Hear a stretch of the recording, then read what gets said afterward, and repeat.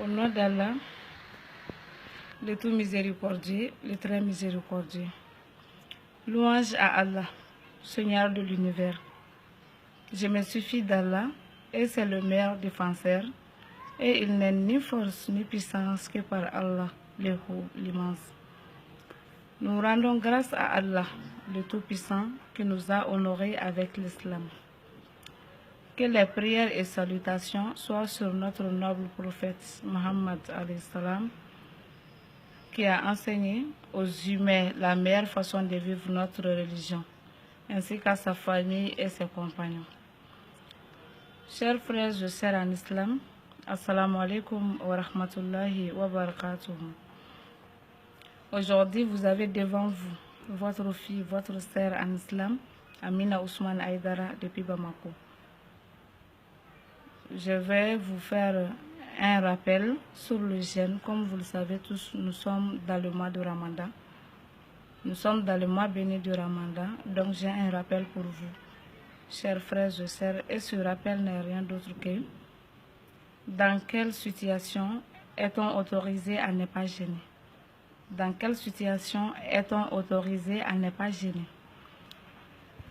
Les situations qui dispensent de jeûner ou qui autorisent l'interruption du jeûne durant le mois de Ramadan sont, premièrement, le voyage.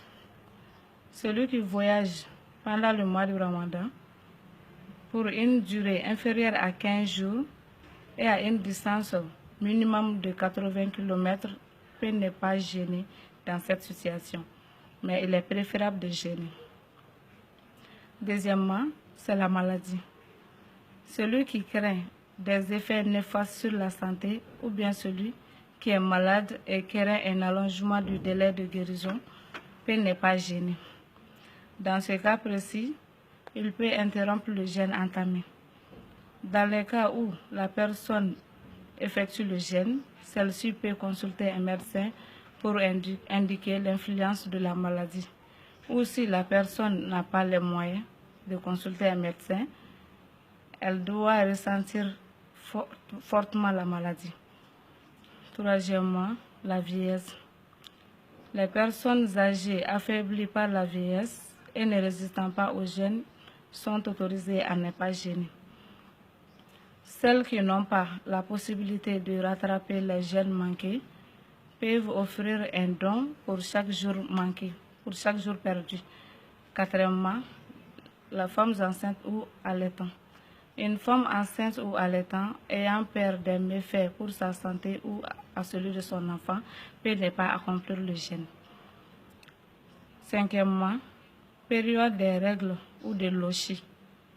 Une femme jeûnant qui commence à avoir ses règles ou qui accouche peut interrompre le jeûne. Pendant la durée des règles ou de l'oshi, elle n'est pas tenue d'effectuer le jeûne.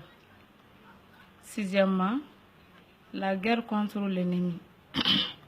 Les soldats au combat contre l'ennemi pendant le mois de Ramadan et qui est angoissé par l'idée de s'affaiblir peut ne pas accomplir le jeûne. Septièmement, être violenté ou menacé. Celui qui est menacé de mort ou d'agression peut ne pas jeûner ou interrompre le jeûne entamé. Huitièmement et la faim, c'est une faim et une soif intense. Toute personne en phase de jeûne ayant peur des méfaits liés à sa faim ou à sa soif sur son mental ou son corps peut interrompre le jeûne entamé. Chers frères et sœurs en islam, en faisant une analyse finale, nous constatons que l'islam est une religion de facilité, comme Allah le Haut l'a établi dans le Saint-Coran. Dieu vous veut l'aisance et facilité, et ne vous veut pas de gêne.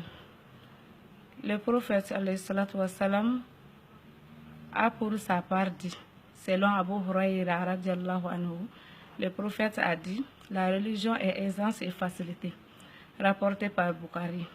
C'est pourquoi Allah subhanahu wa ta'ala n'a pas tenu pour responsable ses serviteurs n'ayant pas la force d'effectuer. C'est pourquoi Allah subhanahu wa ta'ala n'a pas tenu comme responsable ses serviteurs n'ayant pas la force d'effectuer certains actes dont le jeûne. Durant le mois de Ramadan, c'est un péché de ne pas effectuer le jeûne, sans excuse valable, mais certaines situations dispensent le jeûne ou de rompre un jeûne commencé. Après le mois de Ramadan, les jeûnes qui n'ont pas été tenus doivent être rattrapés dès que possible. Qu'Allah nous facilite la compréhension de notre belle religion et qu'il nous pardonne nos péchés passés et futurs et qu'Allah subhanahu wa ta'ala accepte nos prières et nos jeûnes dans ces mois bénis de Ramadan. Assalamu alaikum wa rahmatullahi ta'ala wa barakatuh.